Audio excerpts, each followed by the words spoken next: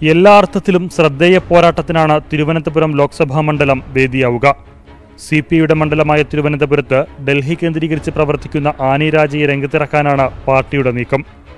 ആറ്റിങ്ങൽ മണ്ഡലത്തിൽ A സമ്പത്ത് തന്നെ വീണ്ടും മത്സരിക്കാനാണ് സാധ്യത. DYFI നേതാവ് A റഹീമിന്റെ പേരും പരിഗണനയിലുണ്ട്. കൊല്ലത്ത് KN ബാലഗോപാൽ ഏതാണ്ട് ഉറപ്പായി.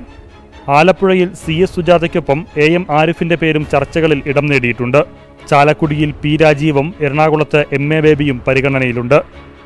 ചിറ്റയം ഗോപകുമാറാകും മാവേലിക്കരയിലെ സ്ഥാനാർത്ഥി. ജനതാദളിൽ നിന്ന് കോട്ടയം സീറ്റ് ഏറ്റെടുക്കുന്നത് സംബന്ധിച്ച ആലോചനകളും CPMൽ സജീവമാണ്. അങ്ങനെയെങ്കിൽ Harikumar, Suresh Kurup, Jake C Thomas എന്നിവരിൽ ഒരാളാകും സ്ഥാനാർത്ഥി. ജോയ്സ് ജോർജിന് തന്നെയാണ് ഇടുക്കിയിൽ സാധ്യത. പാലക്കാട് MB രാജേഷ് തന്നെ തുടർന്നേക്കും. തൃശൂരിൽ KP രാജേന്ദ്രന്റെ പേരാണ് ചർച്ചകളിൽ. K രാധാകൃഷ്ണൻ, PK ബിജു എന്നിവരാണ് ആലത്തൂരിൽ പരിഗണനാ പട്ടികയിലുള്ളവർ. പൊന്നാനിയിൽ ശക്തനായ സ്ഥാനാർത്ഥിയെ രംഗത്തിറക്കി മണ്ഡലം പിടിക്കണമെന്നാണ് പാർട്ടിയിലെ ആലോചന.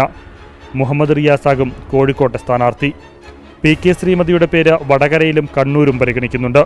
വടകരയിൽ P സതീദേവിയും കണ്ണൂരിൽ P ജയരാജനും ചർച്ചകളിലുണ്ട്. ജയസാധ്യത നോക്കി P കരുണാകരനെ തന്നെ കാസർഗോഡ് വീണ്ടും മത്സരിപ്പിക്കാനാണ് ആലോചന.